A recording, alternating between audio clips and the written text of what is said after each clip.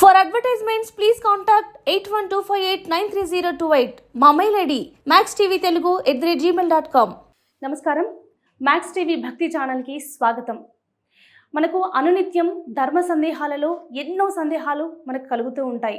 మరి అటువంటి అనేకమైన అత్యంత విలువైన సందేహాలను మనకు ఇవాళ తెలియజేయడానికి స్టూడియోలో ఉన్నారు శివరుద్ర సాధువు గారు.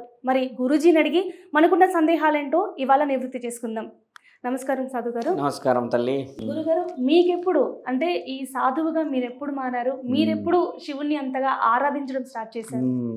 చూడమ్మా, కాలగర్భంలో కారణ జన్మలకి కారణం అనేది ఇందాక చెప్పినట్టుగానే ఎడ్యుకేషన్ చేశాం. నలుగురిలో మీతో పాటు మీరు ఎలా చదువుకున్నారు, స్నేహితులు అన్ని తిరుగుతూ వచ్చాం. ఒకే ఒక్క స్థితిగతులు ఎప్పుడు మారుస్తుంటుందంటే అమ్మ మనిషిని, గుడికి వెళ్ళి తర్వాత ప్రత్యేకంగా పూజలు చేసి ఇదంతా మానవ సహజంగా చేసుకుని ఒక సేవ. మాకేందంటే అమ్మ ఒకటి కోపం ఎక్కువ. నాకు మా అమ్మ ఎప్పటికీ అంటది, మామూలుగా ఒక మీరు కోపం అన్నారు కదా, శివుణ్ణి ఆరాధించే వాళ్ళకి కోపం చాలా ఎక్కువ. మా అమ్మ ఏమంటదంటే, అమ్మ బిడ్డ, మా అమ్మ చెప్తూ ఉంటుంది, నీవు పుట్టినప్పుడు నీ యొక్క జన్మ నక్షత్రం మీద శివుడి మీద పేరు పెట్టాలని వస్తే నేను శివుడి మీద పేరు పెడితే ఈయన ఎక్కడ దేశ దిమ్మరై భిక్షాటనకు పోతాడో అని శివుడి పేరు పెట్టారు చాలామంది. శివుడు అనేది పెట్టారు. అయితే అమ్మగారు మా అమ్మ ఏం చేశారంటే నా మీద పెట్టారు నా పేరు. అంటే నరసింహస్వామి పేరు కలిసేలా పెట్టారు. అయితే నరేష్ అని పెట్టిన పేర్లు కూడా అమ్మ నర రూపంలో ఉన్న ఈశ్వరుడు అని మా అమ్మకు తెలియకుండానే పెట్టేసింది. అయితే మా అమ్మ 12 సంవత్సరాల క్రితం నాతో ఏమన్నదంటే, శివుడి పేరుని నీకు పెట్టలేకపోయాను కానీ బిడ్డ, నిన్ను చూస్తే శివుడినే చూసినానంటారు. ఇప్పుడు ఏ దారిలో అయినా ఎక్కడున్నాడు శివుడు అంటారు, ఎక్కడున్నాడు మీ కొడుకు, ఛానల్లో వచ్చాడా అక్కడ వచ్చాడు అంటూ ఉన్నారు.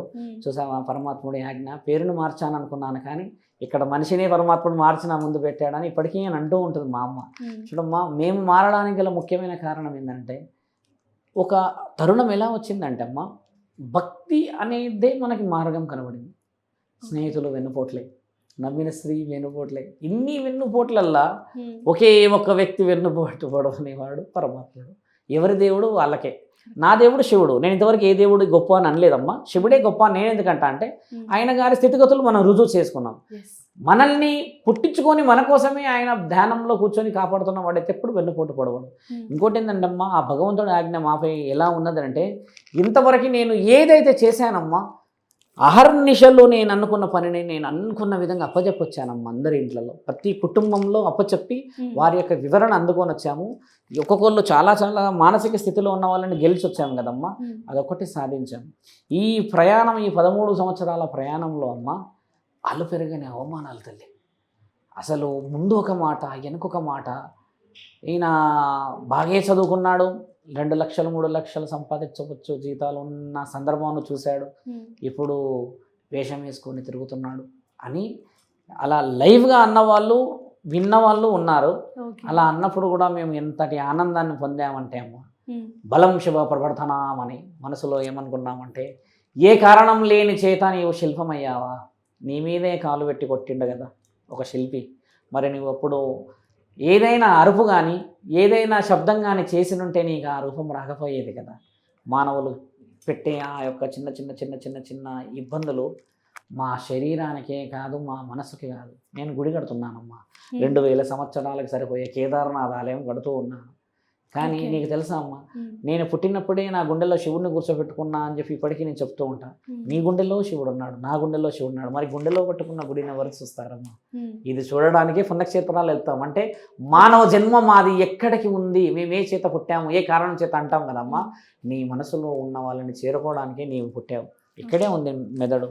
ఇక్కడ నుంచి ఇక్కడికి చేరడానికి 100 సంవత్సరాల తల్లి కదా.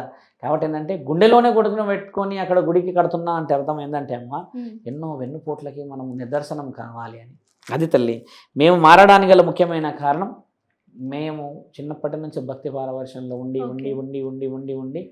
ఇప్పుడు ఒక స్టేజ్ ఎలా వచ్చిందంటే అమ్మ, శివుడు గురించి ఇంకేదైనా దేవుళ్ళ గురించి ఏదన్నా మాట్లాడితే నాకు సమయం తెలియదు అలా మాట్లాడుతూనే ఉంటాను. చాలా మంది అంటారు అబ్బో మీతో కూర్చొని వెళ్తాం మేము అంటారు. అంటే అది ఒక మీరు ఒక మా మాట యొక్క అన్నారు భక్తి. గురించి, అంటే కేదార్నాథ్ అవును ఆలయం తల్లి. లాగా మీరు ఇక్కడ కడుతున్నారని ఆ, చెప్పారు కదా. అమ్మో. ఎక్కడ కడుతున్నారో అలాగే నిజంగా చెప్పాలంటే హిందువై మ్మ్. పుట్టిన ప్రతి ఒక్కరు కూడా మ్మ్. తమ జీవితంలో ఒక్కసారైనా సరే ఆ మ్మ్. కేదార్నాథ్ స్వామిని కానీ బద్రీనాథ్ స్వామిని కానీ దర్శించుకోవాలని ప్రతి ఒక్కరి కోరిక. కోరుతూ ఉంటారు. కానీ మ్మ్. అందరికీ నెరవేరుతుందా అంటే తెలీదు, వాళ్ళ వాళ్ళ తెలీదమ్మా. సంకల్పం. అయితే సేమ్ మ్మ్. యాజ్ టీజ్ గా మీరు అదే గుడిని ఇక్కడ కడుతున్నారు కదా, ప్రతిష్టాపిస్తున్నాం. సో అంతటి పేరు వస్తుంది అనుకుంటున్నారా? ఆ వాస్తవం. కట్టడానికి గల కారణాలు ఏంటి? చూడమ్మా, మహానీయుడు మహాముక్కంటి అఘోరాధిపతి. చాలామంది మమ్మల్ని అఘోరా అఘోరా అంటూ ఉంటారు.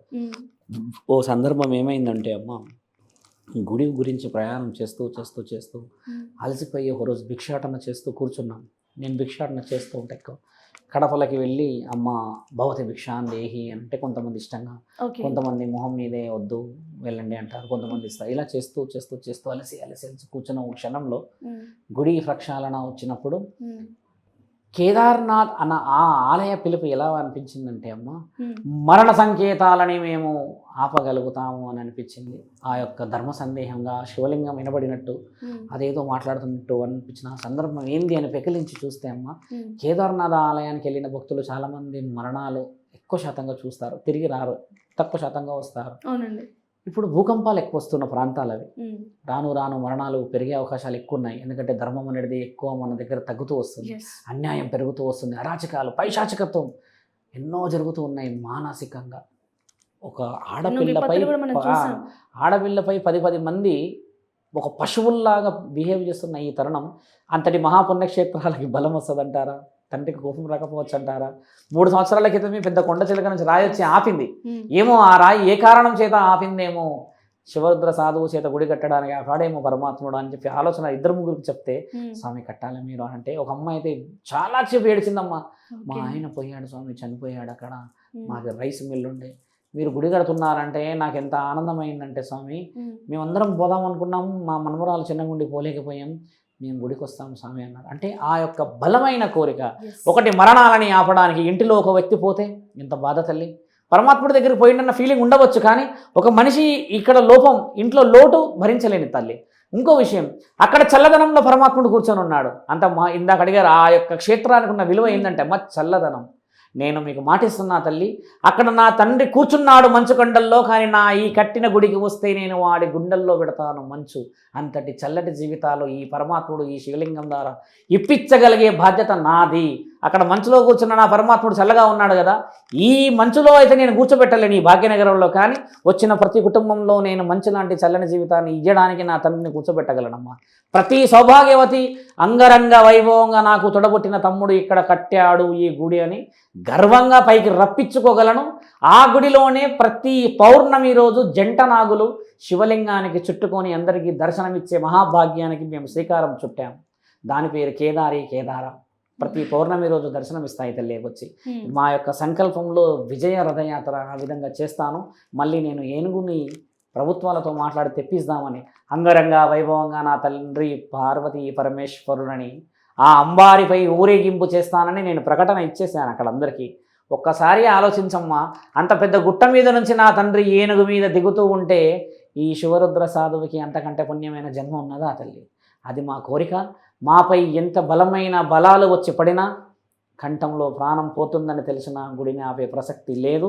ఇప్పటికీ అవమానాలు చాలా జరిగాయి. నేను పడి కాలు కూడా కొద్దిగా ఇరిగింది, అయినా నేను తిరిగి భిక్షాటన చేసి వచ్చాను. ఆహర్నిశలు మేము కష్టపడుతుంది పుణ్యక్షేత్రం మా ఇంటి కోసం కాదు తల్లి, ప్రతి ఆడబిడ్డ కోసం, ప్రతి ఇంటి కోసం. ఇంటికి ఆడికి రావాలి, తండ్రిని దర్శించాలి, ఆయన మనస్సాక్షితో కోరుకున్న ఆ కోరిక తీరాలి. ఈ శివరుద్ర సాధువు ఏ ఊర్లో ఏడ ప్రాణం వదిలినా మహా పుణ్యమైన జీవితంతోనే పోవాలనేది మా కోరిక. ఒకే ఒక్క కోరిక, కాలం చేసిన మా మరుక్షణం రుద్రాక్షలు ఒక్కటి తీయకపోతే చాలు, మమ్మల్ని చెత్త కుప్పలో పడేసినా పర్లేదనేది కోరిక. ఎందుకంటే పోయేది ఆత్మ మాత్రమే, ఈ దేహం కాదు కదా తల్లి. ఈ దేహం ఎక్కడ పోతుంది? మట్టిలో పోతే ఏముంది, లేకపోతే చెత్త కుప్పలో పోతే ఏముంది. కానీ పోయే పవిత్రమైన ఆత్మని, అంతరాత్మని చేరుకోవడానికి పరమాత్మ ఉంది కదా, అదే మనకు అత్యంత ముఖ్యమైనది. మానవుడు తెలుసుకోవాల్సింది అదే కదా తల్లి. జ్ఞాపకాలు ఏముంటాయమ్మా? మన కోసం ఉన్న వాళ్ళు ఉన్నారు కాబట్టి జ్ఞాపకాలు. మనసులో ఉన్న జ్ఞాపకం చిత్రపటాలు ఉన్న జ్ఞాపకానికి తేడా లేదమ్మా. అక్కడ ఎన్ని అవమానాలు జరుగుతున్నాయి తెలుసా అమ్మా కేదార్నాథ్లో. ఒకడొచ్చి అంటాడు ఈ గుడి నాదంటాడు, ఈ స్థలం నాదే అని అంటాడు. ఒకడొచ్చి అంటాడు ఇక్కడ కూర్చోవద్దు, ఈయన ఇక్కడ ఉండి వాళ్ళని వీళ్ళని అది చెప్తున్నాడు ఇది చెప్తున్నాడు. ఇంకొకడు వచ్చి అంటాడు మీడియా వాళ్ళు వేరే మీడియా అతను వచ్చేసి అక్కడ పేరు రాసేసుకున్నాడు కేదార్నాథ్ ఆలయం కడుతున్నాము విరాళాలు వేయండి అని. 5-6 లక్షల ట్రాన్సాక్షన్ అక్కడ అయిపోయింది. ఎంతమంది నాపాలమ్మా గుడి కోసం. అక్కడ గుడే కడుతున్నాము కదా అక్కడ, మరి మేము మా గోపురం కడుతున్నామా, మా చిత్రపటాలు పెడుతున్నామా, లేకపోతే ఏ రాజకీయవేత్తను నిలబెడుతున్నామా? గుడే కదా. ఎందుకు అంత అహం అంతటి మనుషులకి? అది మానవ జన్మ ఎత్తిన వాళ్ళమే కదా. చూసారమ్మా, ఒక కుళ్ళు, ఒక కుతంత్రం, ఒక మానసిక రోదన అవతలి వ్యక్తిని ఎంతో బాధ పెడుతుంది. ఇక్కడ ఏంటంటే వాళ్ళు చేస్తున్న ప్రతి ఏడుపు నాకు బలమవుతుంది. ఎందుకంటే నేను కరెక్ట్గా ఉన్నాను కాబట్టి వాడు ఏడుస్తున్నాడు. ఎవరైనా చూడమ్మా, చెట్టు నిండా కాయలు ఉంటేనే రాయి పడుతుంది. ఆ నానుడి చారిత్రలో రాసిపెట్టిన ఒక నానుడి కదా. నేను ఆ విధంగా భావిస్తున్నాను. నీవు నోరొదలేవు కదా, నేను నోరొదలేను. అక్కడ గొడవలు అవుతున్నాయి. అక్కడ నీవేంటి నేనేంటి అని. ఎంత గొడవ అయినా శివరుద్ర సాధువుని ఆపేవాడు లేడు. నేను ఎక్కడ నోరు జారను తల్లి. ఎవరిని కూడా నేను ఇట్లా దుర్భాషలు ఆడి తిట్టను. ఒకటే మాట అంట, మిత్రమా, మాత, అమ్మ, నా తల్లి సౌభాగ్యవతి బాగుండి ఇవే అంట. అవే నన్ను కాపాడుతున్నాయి, ఇక పైన అవే నన్ను కాపాడుతాయి. అర్ధనారీశ్వరుడికి తెలియదా 2 నాలికలు ఉన్నాయని? ఒక నాలిక సింహము, ఒక నాలిక నా యొక్క బసవుడిదని. బసవ ఏమీ అనలేడేమో కానీ సింహరూపాన మహంకాళి కూర్చోలేదా? కాబట్టి అది తెలుసుకున్న రోజు నిజంగా మానవులకి రాక్షస సంహారణ శివరుద్రుడు చేసినట్టే కదా తల్లి. కేదార్నాథ్ ఆలయం మహానీయుడి పుణ్యక్షేత్రం తల్లి. అది ఎప్పటికైనా జరగాలని మా యొక్క కోరిక అమ్మ. తప్పకుండా గురుజీ. అలాగే అంతటి గుడిని మీరు స్టార్ట్ చేశారంటేనే ఆయన ఆజ్ఞ మీకు ఉన్నట్టు, ఆయన మీతో పాటు ఉన్నట్టు. ధన్యవాదాలు గురుగారు. ధర్మో రక్షతి రక్షత అమ్మ.